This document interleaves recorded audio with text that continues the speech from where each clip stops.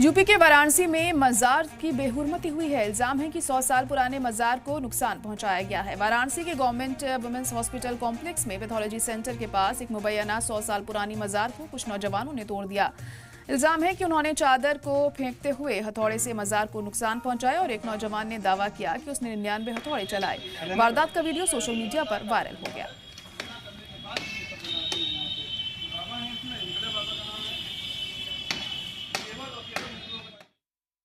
कबीर चौरा अस्पताल की जो प्रमुख चिकित्सा अधीक्षिका हैं, उनके द्वारा एक लेटर के माध्यम से इस भ्रामक समाचार का खंडन किया गया है और उन्होंने बताया कि इस तरह के स्ट्रक्चर्स कबीर चौरा अस्पताल की सभी दीवारों पर बने हुए हैं और वे किसी प्रकार के मजार नहीं हैं, बल्कि छत पर जो पानी इकट्ठा होता है उसे निकालने के लिए ड्रेन है। उन्होंने इस बात का पूर्ण रूप से खंडन किया है कि वहां पर किसी भी प्रकार की मजार स्थापित थी।